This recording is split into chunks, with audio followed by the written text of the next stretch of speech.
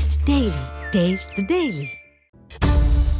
நீலகிரி மாவட்டம் குன்னூர் சிம்ஸ் பூங்கா அருகில் செயல்பட்டு வரும் அரசு தொழில் பயிற்சி மைய அலுவலகத்தில் மேலாளராக பணியாற்றி வருபவர் எட்வின் சந்தோஷ்குமார்.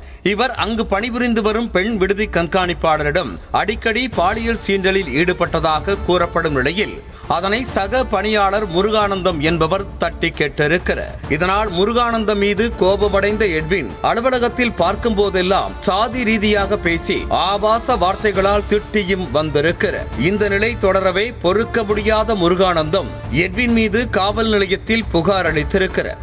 ஆனால் இதுவரை காவல்துறை நடவடிக்கை எடுக்கவில்லை என கூறப்படுகிறது.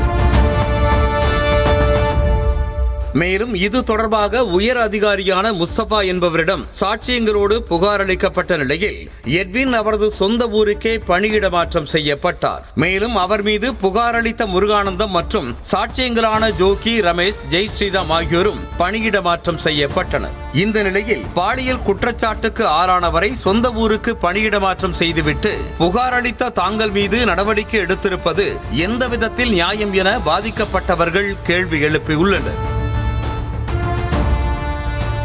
இதற்கிடையே மேலாளர் எட்வின் கன்னியாகுமரி மாவட்டத்தில் பணிபுரிந்த போது அங்கு பணியாற்றி வந்த துப்புரவு பணியாளர் பெண்ணுக்கு போன் மூலமாக பாலியல் தொந்தரவு செய்திருக்கும் ஆடியோ வெளியாகி அதிர்ச்சியை ஏற்படுத்தி இருக்கிறது. அப்படி ஒண்ணு லவ் பண்ணிக்கிட்டே இருக்கேன். லவ் பண்ணுவேன். நான் எனக்கு விருப்பப்பட்ட பேசுறேன். நீங்க என்ன கெட்டியா